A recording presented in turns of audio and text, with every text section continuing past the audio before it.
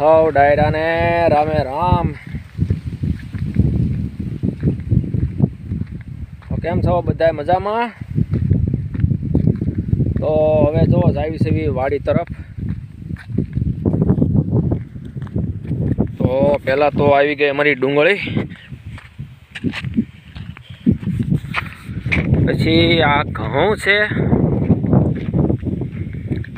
હા ઘઉં જ છે। તો આને છેલ્લું પાણ પાયું ઘઉંને। તો આમ જોવો બધા બે ત્રણ કેરા પડી ગયા, આડા પડી ગયા છે ઘઉંના। તો હવે ઊભા થાહે, કેમનામાં આડા પડી ગયેલા રહે ઘઉં। જોવો ને ઘણી જગ્યાએ એવું થઈ ગયું છે। ઘઉં તો પાક ઉપર આવી ગયા અને છેલ્લું પાણી પાઈ દીધું છે।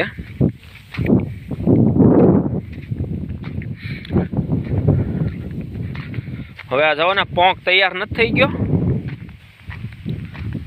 કમ્પ્લીટ જ થઈ ગયો લાગે છે પોંક। તો આજ સાંજે પોંક શેકીએ।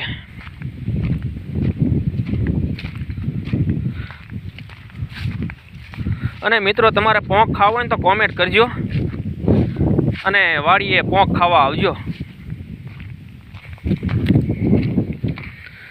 તો આ ઘઉંને તો હવે પાણી ન પવાય ને, જેથી છેલ્લું પાણ પાયું પછી બે કેરા બાકી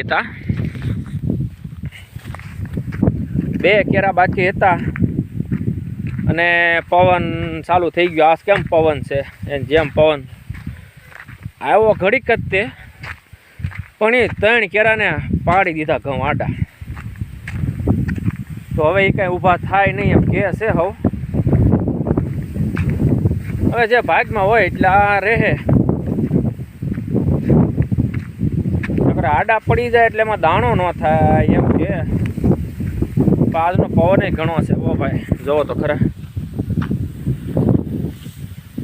આવા પવનના ઘઉં પાયા હોય તો એકોય રે સીધા, બધા આડા પડી જાય। અને આંક્યા તો પાકી જ ગયા લાગે છે ઘઉં।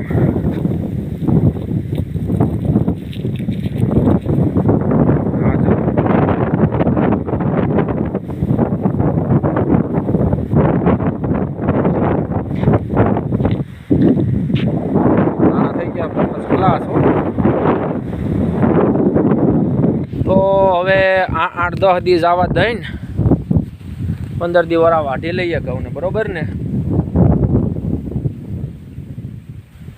કેમ કે હવે તો હાવ પાકી ગયા અને હેઠે પોંક થઈ ગયો છે અને આંક્યા ઉપર બધા આ પાકી ગયા છે ઘઉં।